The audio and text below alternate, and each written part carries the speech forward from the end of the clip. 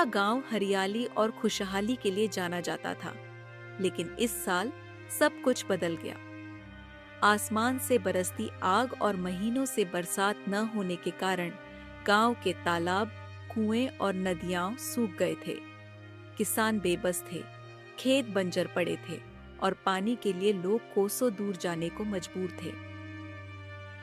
इसी गांव में संतोष अपनी पत्नी सावित्री और नवजात बेटी गुड़िया के साथ रहता था। गरीब किसान संतोष ने कुछ महीने पहले सेठ चंद्र से कर्ज लिया था, जो गांव का सबसे अमीर लेकिन निर्दयी इंसान था। वह अपने उधार दिए पैसे ब्याज सहित वसूलने के लिए किसी को भी मारने से पीछे नहीं हटता था। संतोष की खेती सूखे की भेंट चढ़ चुकी थी, जिससे उसकी आर्थिक हालत बदतर हो गई थी। एक रात जब गर्म हवाएं पूरे गांव में भय फैला रही थी, सावित्री चिंता में डूबी हुई थी। अब क्या करें जी? पानी की एक बूंद तक नसीब नहीं और ऊपर से सेठ चंद्र का कर्ज। मैं कुछ इंतजाम करूंगा सावित्री, लेकिन अभी तो हमारे पास खाने तक को कुछ नहीं है। तभी दरवाजे पर जोरदार धमाका हुआ। संतोष, बाहर निकल, नहीं तो घर में घुसकर खींच निकालूंगा। सावित्री घबरा गई और बेटी को सीने से चिपकाकर रोने लगी। देखा जी, मैं कह रही थी ना, वह हमें मार डालेगा। मेरी बेटी को कुछ नहीं होना चाहिए। तुम घबराओ मत, मैं बात करूंगा। अगर बात नहीं बनी तो तुम पीछे के दरवाजे से भाग जाना। संतोष जैसे ही बाहर आया, सेठ चंद्र ने उसे धक्का देकर नीचे गिरा दिया। मुझे बहाने मत सुना, मेरे पैसे निकाल। सेठ जी, बस कुछ समय दे दीजिए। इस बार सूखा पड़ गया, मेरी फसल बर्बाद हो गई। सूखा पड़ा या तेरी नीयत खराब हो गई? मेरे आदमी, इसको सबक सिखाओ। सेठ के गुंडों ने संतोष को बेरहमी से पीटना शुरू कर दिया। इधर सावित्री ने देखा कि अब भागने के अलावा कोई रास्ता नहीं बचा। वह गुड़िया को गोद में उठाकर पिछवाड़े से भाग गई। भागते भागते सावित्री गांव के बाहर बहने वाली खारी नदी के पास पहुंच गई। वह थककर रुक गई और पीछे मुड़कर देखा तो सेठ चंद्र के गुंडे उसका पीछा कर रहे थे। हे भगवान, मेरी बेटी को बचा लो, मैं तुम्हारे आगे हाथ जोड़ती हूँ। उसे नदी किनारे एक नाव दिखी। सावित्री ने बिना समय गंवाए गुड़िया को नाव पर रखा और उसे नदी में धकेल दिया। बेटी, मैं तुझे अपनी आंखों से दूर होते नहीं देख सकती, लेकिन तेरा जिंदा रहना जरूरी है। जैसे ही नाव पानी में दूर जाने लगी, गुंडों ने सावित्री को पकड़ लिया और गांव वापस ले गए। जब सावित्री गांव पहुंची तो उसने देखा कि संतोष खून से लथपथ जमीन पर पड़ा था। हे भगवान, संतोष, तुमने मुझे अकेला क्यों छोड़ दिया? अब इसका आदमी मर गया, इसे भी मार दो या फिर गांव वालों के मनोरंजन के लिए छोड़ दें। प्लीज मुझे छोड़ दो, मैं तुम्हारा कर्ज चुका दूंगी। तू बहुत बोलती है, ले जाओ इसे और इसकी लाश को संतोष की चिता के साथ जला दो। गांव के लोग मूक दर्शक बने यह भयावह दृश्य देख रहे थे। किसी में भी सेठ चंद्र के खिलाफ खड़े होने की हिम्मत नहीं थी। कुछ ही देर में संतोष और सावित्री की लाशें राख में बदल गईं। एक बूढ़े ग्रामीण ने सेठ चंद्र से कहा, उसकी बेटी गुड़िया को हमें दे दो, हम उसे पाल लेंगे। बेटी? कौन सी बेटी? वह तो कहीं मर गई होगी, भूखी प्यासी भटकती होगी, अब तक खत्म हो चुकी होगी। गांव के लोग गुड़िया को ढूंढने निकल पड़े, लेकिन वह कहीं नहीं मिली। सूरज उगते ही सुखपुरा गांव की फिजा में मातम पसरा हुआ था। गांव के कुछ लोग कुएं पर बैठे आपस में बात कर रहे थे। इस साल का सूखा संतोष और सावित्री के परिवार पर कहर बनकर टूटा। हाँ, लेकिन गुड़िया का अब तक कोई पता नहीं चला। किसी को नहीं पता था कि वह नाव जिस पर गुड़िया थी किसी अनजान दिशा में बह गई थी। खारी नदी के किनारे एक छोटी सी झोपड़ी में मोहन और उसकी पत्नी निर्मला रहते थे। सुखपुरा की तरह उनका गांव भी सूखे की चपेट में था। खेत सूख चुके थे, पानी के स्रोत खत्म हो रहे थे और लोगों का जीवन कठिन हो गया था। एक शाम जब सूरज ढलने को था, निर्मला झोपड़ी के आंगन में बैठी थी। मोहन अपने भविष्य को लेकर चिंतित था।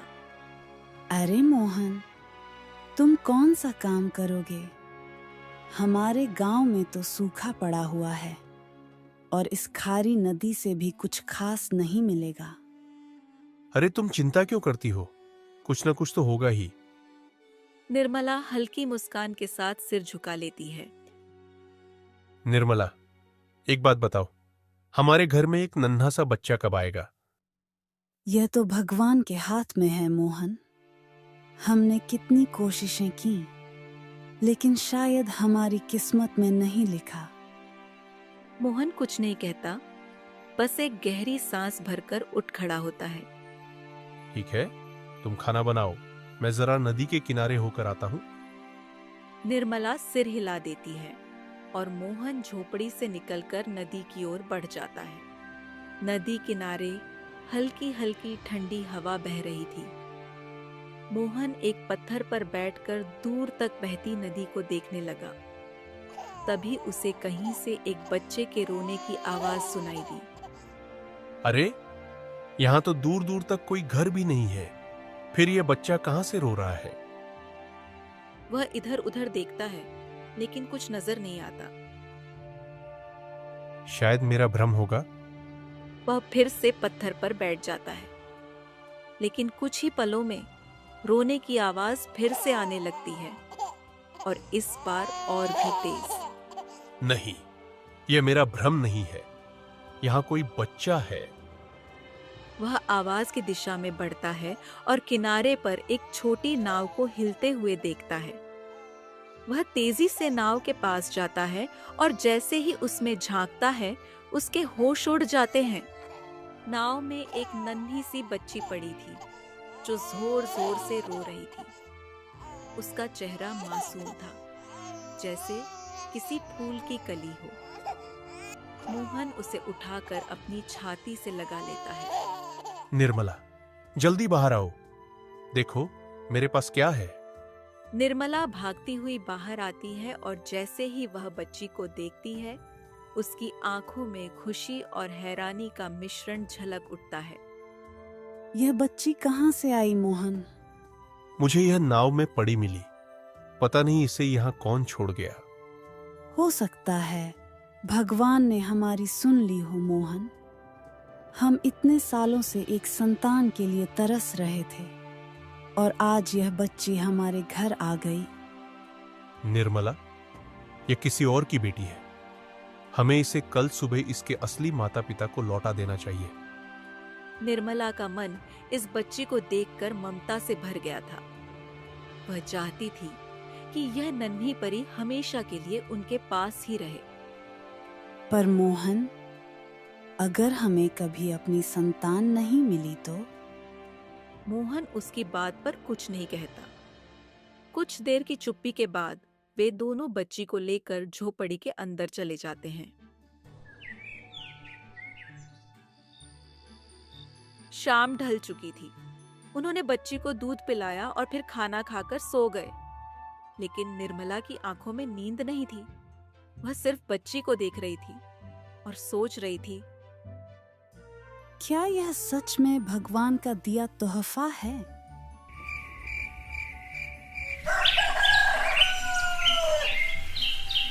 सुबह की पहली किरण जब मोहन की आंखों पर पड़ी तो उसने देखा कि निर्मला बड़े प्यार से उस नन्ही बच्ची को निहार रही थी। उसके चेहरे पर ममता और चिंता दोनों झलक रहे थे। मोहन उसकी आंखों में छिपी उलझन को भांप गया।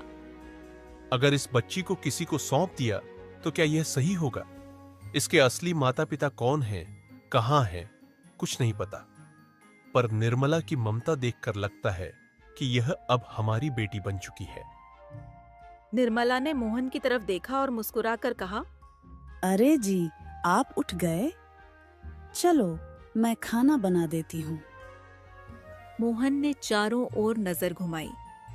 मिट्टी की तपिश और चारों तरफ फैली धूल से पता चल रहा था कि गर्मी चरम पर थी। पर खाना कैसे बनेगा? पानी तो खत्म हो गया है। ठीक है, मैं कुएं से पानी लेकर आता हूं। मोहन गांव के उस कुएं पर पहुंचा जो दूर दूर तक इकलौता मीठे पानी का स्रोत था। वहां पर भीड़ लगी हुई थी। कई लोग बर्तन लेकर खड़े थे, लेकिन कुएं में पानी नाम मात्र ही बचा था। कुछ लोग तो खाली बर्तन लेकर लौट रहे थे।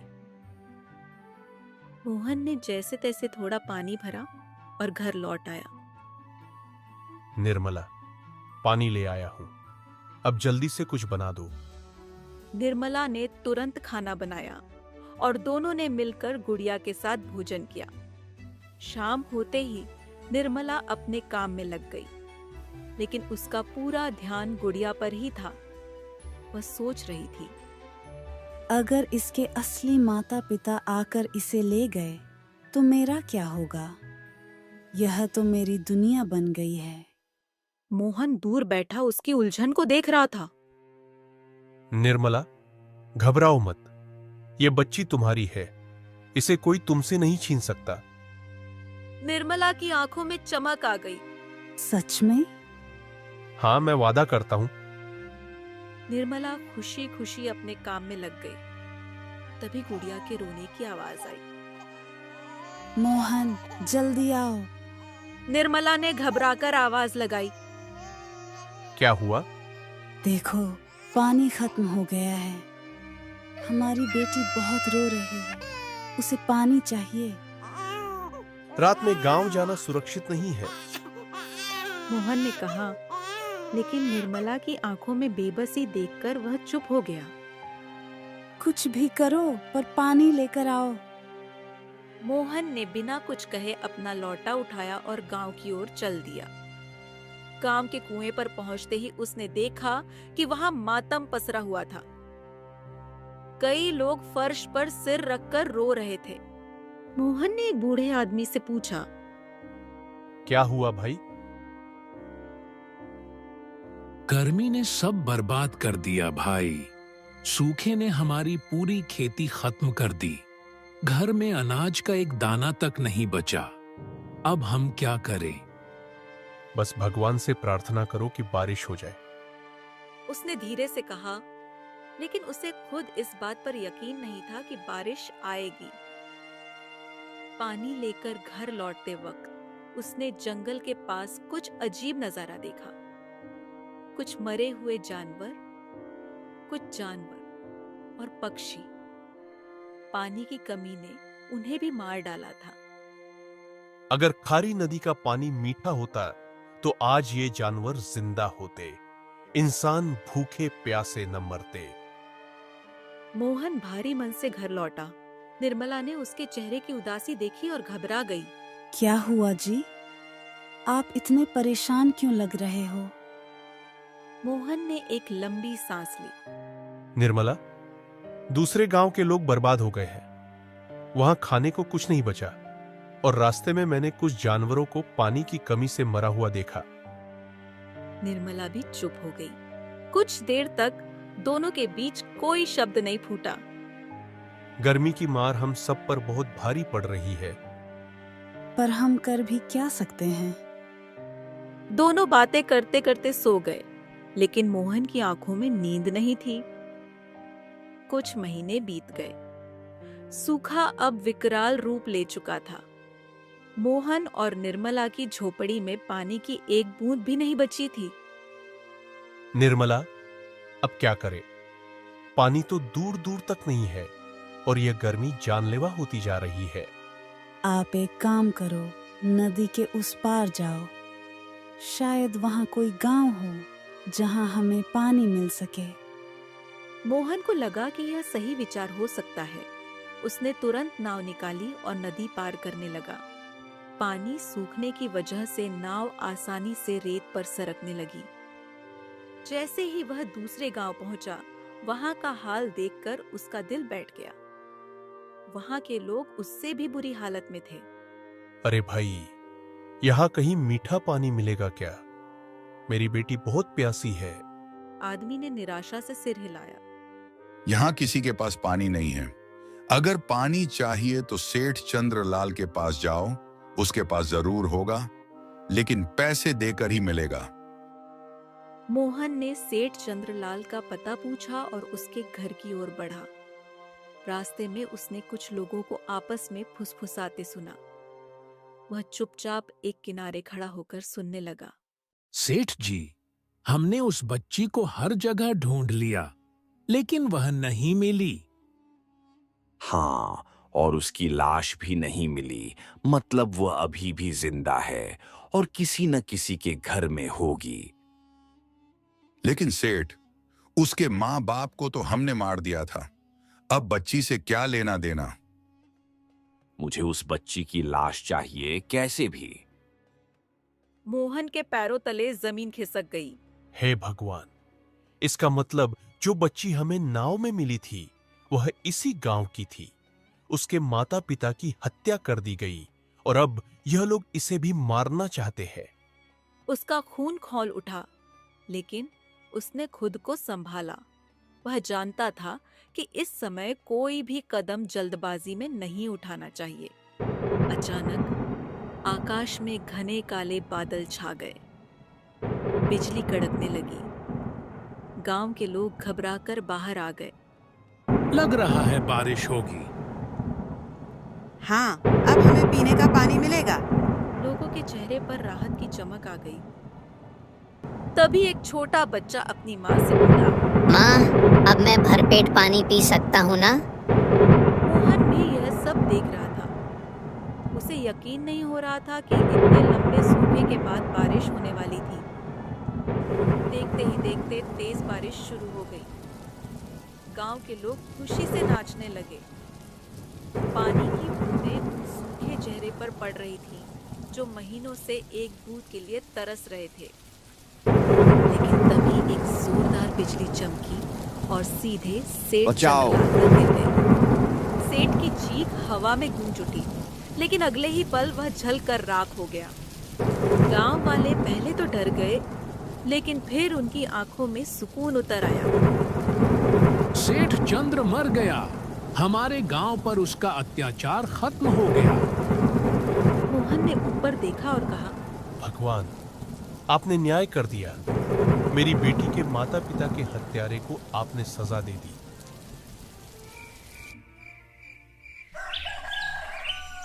अगली सुबह मोहन घर लौटने के लिए नाव की ओर बढ़ा। रास्ते में उसने देखा कि कुछ जानवर नदी का पानी पी रहे थे।